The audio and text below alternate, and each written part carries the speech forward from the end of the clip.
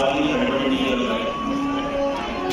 तो तुरंत बोले, देवी आपको आप बिल्कुल ठीक है, आज तक मैंने ये सोचा ही नहीं, पर एक बात मेरे को समझ में नहीं आई।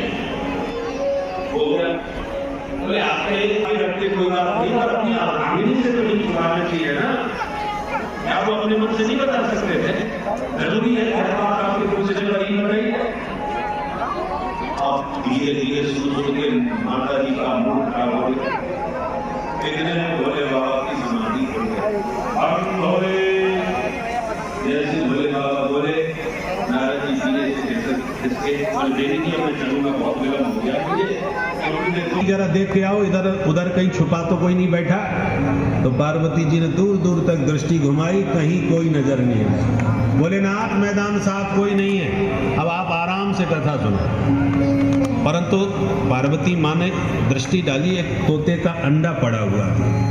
मन में सोचा ये तो अभी पैदा ही नहीं हुआ, कथा क्या सुनेगा, उस पर ध्यान ही नहीं दिया और आके बोली महाराज कोई नहीं है, आप कथा प्रारंभ करो। तो भोले बाबा ने भगवान का ध्यान किया, कथा प्रारंभ। जैसे ही अमर कथा प्रारंभ हुई, अमर कथा के प्रभाव से तोते के अंडे में शक्ति का संचार हुआ, अंडा फूट गया, नन्हा सा तोता पैदा हो गया और वो भी प्रेम से कथा सुनने लगा। फुदकता हुआ आके माता पार्वती जी के पीछे बगल में बैठ गया, सुनता गया। कथा सुनते सुनते तोते में शक्ति बढ़ती गई और हृष्ट पुष्ट तंदुरुस्त होता गया। परंतु कथा सुनाते सुनाते भोले बाबा तो आनंद मग्न थे, पर सुनते सुनते माता पार्वती जी को नींद आने लगी। अब जब नींद आने लगी तो हुक्का देना बंद।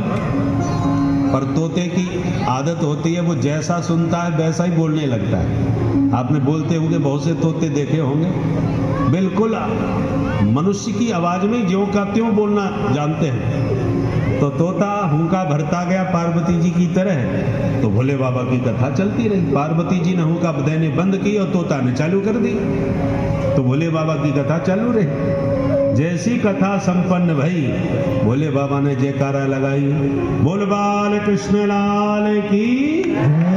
सोई झपकी खुल गई माता पार्वती जी और एकदम सावधान होकर बोली, हाँ महाराज फिर क्या हुआ? भोलेनाथ ने कहा फिर क्या हुआ? कथा पूरी हो गई और क्या हुआ? तुम सुन भी रही थी कि नहीं? अब पार्वती जी घबराई, हाथ जोड़ के बोली, महाराज मैं बहुत ध्यान से सुन रही थी, पर कब समाधि लग गई पता ही नहीं चला, मैं तो नींद में चली गई महाराज। अच्छा, तुम सो रही थी तो ये हुक्का कौन भर रहा था? बोले मुझे नहीं मालूम महाराज, मैं तो सो गई। इसका मतलब तुम्हारे अलावा भी कोई है। चारों तरफ ध्यान से देखा तो तोता राम जी दिखाई पड़ गए।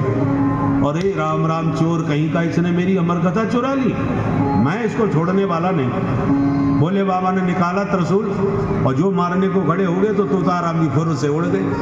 अब आगे तोता और पीछे भोले बाबा भागते भागते जा रहे थे कि श्री वेद व्यास जी महाराज की धर्मपत्नी ऋतु धर्म से निवृत्त होकर के अपना श्रृंगार कर रही थी। और इतने में उनको बड़ी जोर से उबासी आ गई। उबासी समझ गए ना, मुंह फट जाता है बड़ी जोर से।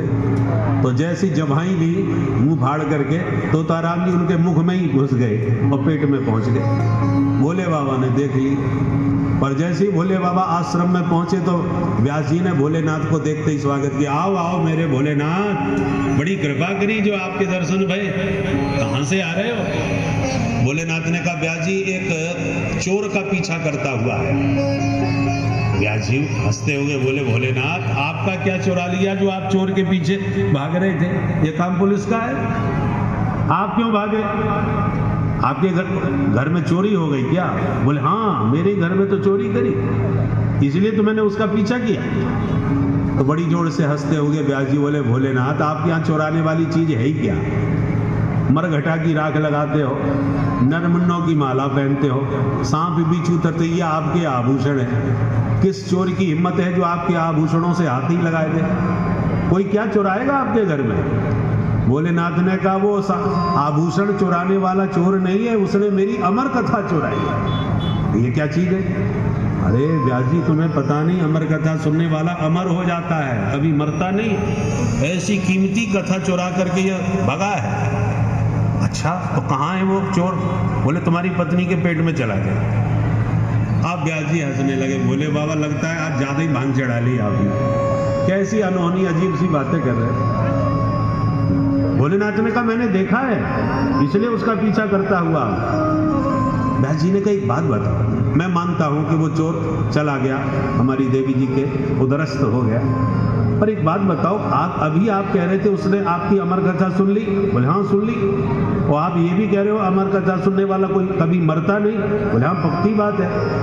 तो अमर कथा सुन करके यदि वो भागा है तो आप मारोगे भी कैसे, वो तो अमर हो चुका।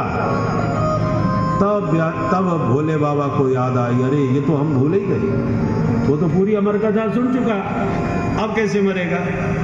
व्यास जी आपने खूब ध्यान दिया, चलो कोई बात नहीं, अब जैसी ठाकुर जी की इच्छा। भोले बाबा तो वहीं से लौट करके मन संतुष्ट करके लौट गए, और वो तोताराम जी मैया के पेट में पूरे 12 वर्ष तक बैठे रहे। व्यास जी बोले बेटा ऐसे कब तक बैठा रहेगा, बाहर निकल। तोताराम जी भीतर से आवाज देते हैं कि मैं बाहर नहीं आऊंगा।